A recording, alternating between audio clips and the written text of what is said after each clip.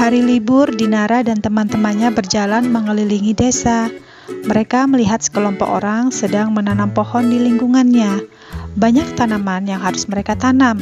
Dalam waktu singkat, seluruhnya tertanam dengan rapi. Dinara dan teman-temannya kagum dengan warga tersebut. Mereka bersatu menjaga lingkungan dengan menanam pohon. Tanaman sangat berguna bagi kehidupan manusia. Salah satunya adalah untuk membersihkan udara. Assalamualaikum soleh dan soleha. Berjumpa lagi dengan Ustazah Yuli. Di video ini kita masih belajar di tema 2 subtema 3 ya. Dan hari ini kita akan membahas mengenai manfaat tumbuhan dan hewan bagi kehidupan manusia. Nah, di video pembuka tadi kalian sudah melihat ya, Dinara dan teman-teman sedang berjalan-jalan keliling desa dan mereka merasakan udara yang segar.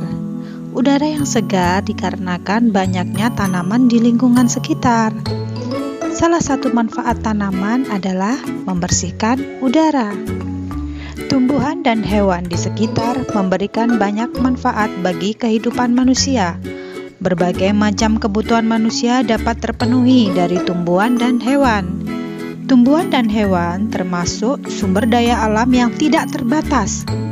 Namun, pemanfaatan tumbuhan dan hewan harus bijaksana. Jika pemanfaatan tumbuhan dan hewan tidak terkendali, akan membawa dampak buruk bagi kehidupan manusia dan lingkungan. Tumbuhan dan hewan hidup di suatu habitat tertentu.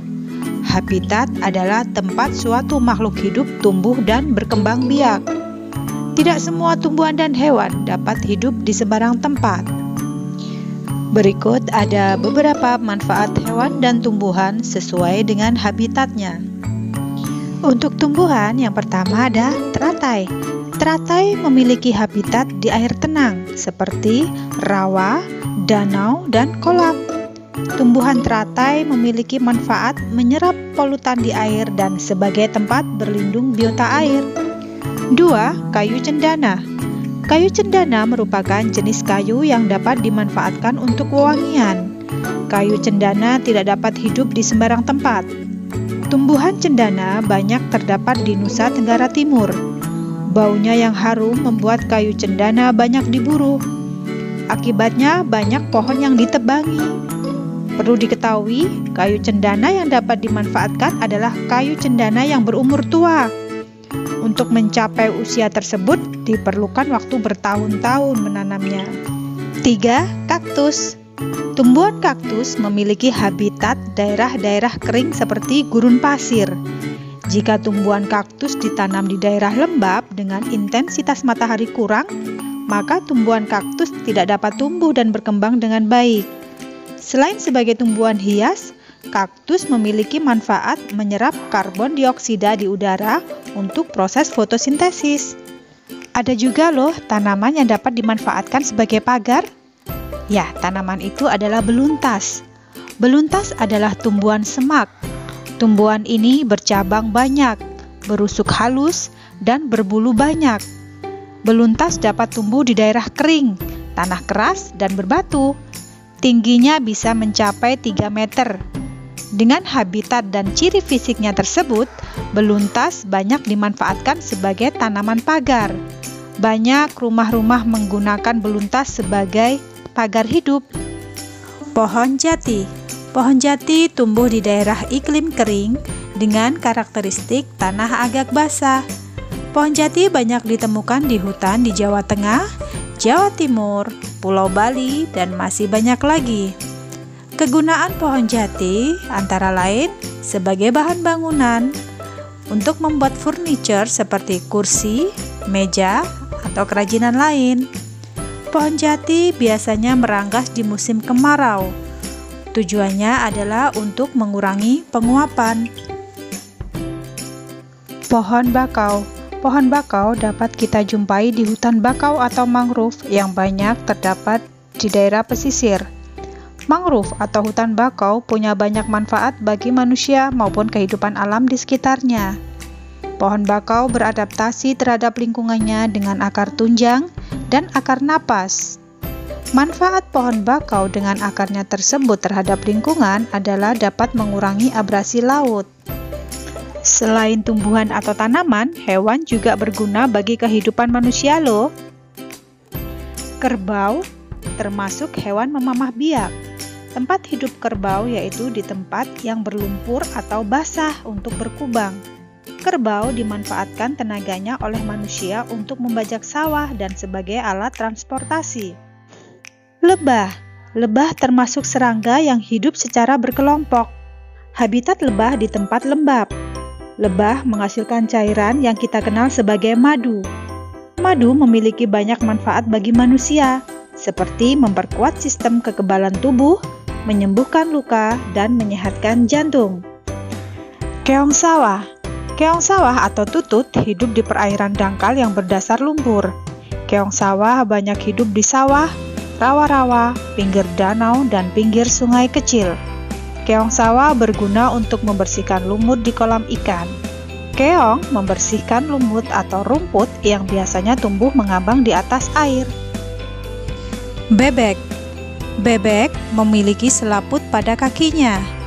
Selaput pada kaki bebek berfungsi membantu bebek dalam berenang di air, sehingga bebek mudah berenang.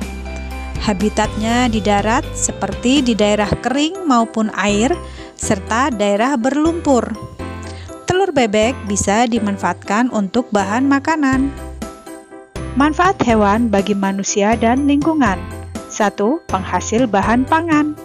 Manusia memanfaatkan hewan untuk bahan makanan seperti daging, telur, dan susu. 2. Penghasil bahan sandang. Hewan memiliki manfaat terkait kebutuhan sandang seperti kain sutra yang berasal dari serat kepompong ulat sutra. Domba dapat menghasilkan wol. Kulit hewan seperti sapi dan kerbau dimanfaatkan dalam pembuatan jaket. 3. Penghasil bahan kerajinan. Kulit sapi dan kerbau dimanfaatkan sebagai bahan pembuatan wayang kulit. Selain itu, bulu angsa juga bisa dimanfaatkan untuk membuat kok. Kulit kambing juga bisa dimanfaatkan manusia untuk membuat beduk. 4. Penghasil pupuk organik. Kotoran berbagai jenis hewan seperti sapi dan kambing dapat digunakan sebagai bahan pembuatan pupuk organik yang baik dan tidak membahayakan bagi lingkungan. 5. Penghasil tenaga. Tenaga gajah dimanfaatkan untuk mengangkut kayu. Tenaga kuda dimanfaatkan untuk menarik delman. Tenaga kerbau dimanfaatkan untuk membajak sawah. Melestarikan jenis makhluk hidup sangat menguntungkan bagi manusia. Apabila hewan dan tumbuhan dapat hidup dan lestari, manusia akan tercukupi kebutuhannya, baik kebutuhan sandang, pangan, maupun papan. Usaha-usaha untuk mencegah terjadinya kepunahan dan menjaga kelestarian hewan dan tumbuhan antara lain melindungi hewan dan tumbuhan, serta membudidayakan hewan dan tumbuhan. Nah, Soleh dan Soleha, masih ingat tidak tentang pelestarian makhluk hidup? Bagaimana usaha-usaha pemerintah dalam melindungi hewan dan tumbuhan? Ya, usaha pemerintah dalam melindungi hewan dan tumbuhan antara lain dengan membuka kawasan konservasi seperti cagar alam, suaka marga satwa, kebun binatang, dan taman nasional. Fungsi taman nasional adalah untuk perlindungan terhadap hewan dan tumbuhan, serta perlindungan ekosistem. Contohnya adalah Taman Nasional Ujung Kulon, serta Baluran. Upaya pemerintah yang berikutnya adalah menegakkan aturan dan perundang-undangan tentang perburuan liar, serta menindak pelaku perburuan liar dan perdagangan hewan serta tumbuhan langka. Selain kawasan konservasi seperti cagar alam, suaka marga satwa, kebun binatang, dan taman nasional, ada juga hutan lindung loh. Hutan lindung adalah hutan yang dilindungi keberadaannya karena bermanfaat dalam menjaga ekosistem. Fungsi hutan lindung adalah sebagai daerah resapan air, mencegah erosi, melindungi habitat berbagai jenis makhluk hidup, dan menjaga tata guna air. Nah, Soleh dan Soleha, Ustazah mau tanya, kalian tahu tidak ya perbedaan antara cagar alam, suaka marga satwa, dan taman nasional? Ya, Ustazah jelaskan sedikit ya. Cagar alam adalah wilayah yang di dalamnya ada tumbuhan, hewan, atau ekosistem yang khas. Sesuatu yang ada di cagar alam akan dibiarkan berkembang secara alami. Supaya tidak terganggu oleh manusia, cagar alam biasanya dilindungi secara ketat. Karena itu, kegiatan wisata dan kegiatan komersial sangat dilarang di cagar alam. Kita bisa masuk ke cagar alam, namun sebelum masuk, kita harus memiliki surat izin khusus terlebih dahulu. Tanpa surat izin khusus, kita tidak bisa masuk loh. Untuk cagar alam, kelestarian hewan dan tumbuhan di dalamnya dilindungi secara ketat oleh undang-undang. Untuk masuk ke wilayah cagar alam, kita harus mendapatkan izin terlebih dahulu. Contoh, cagar alam yang berada di Pulau Sumatera adalah Rafflesia di Aceh, cagar alam air putih di Sumatera Barat. Sedangkan di Pulau Kalimantan, contoh adalah cagar alam Mandor. Sedangkan Suaka Marga Satwa adalah wilayah yang digunakan untuk melindungi satwa-satwa yang sudah terancam punah, misalnya gajah. Suaka Marga Satwa juga digunakan untuk merawat dan mengembangbiakan hewan yang sudah terancam punah itu. Contoh Suaka Marga Satwa yang ada di Indonesia adalah Suaka Marga Satwa Ujung Kulon, yaitu melindungi badak Jawa dan rusa. Lalu bagaimana dengan Taman Nasional? Taman Nasional mirip dengan cagar alam. Di dalam kawasan ini ada tumbuhan, hewan, atau ekosistem yang khas. Bedanya, Taman Nasional masih boleh dikunjungi untuk tujuan penelitian, pendidikan, rekreasi, dan pariwisata. Contoh Taman Nasional adalah Taman Nasional Ujung Kulon, di mana di sana terdapat badak bercula 1. Nah, soleh dan soleha, demikianlah pembelajaran kita hari ini tentang manfaat tumbuhan dan hewan bagi kehidupan manusia. Selanjutnya, kalian semangat mengerjakan tugas ya. Tetap bersyukur dan ikhlas atas nikmat Allah yang diberikan kepada kita, dan tetap semangat belajar dimanapun kalian berada. Wassalamualaikum warahmatullahi wabarakatuh.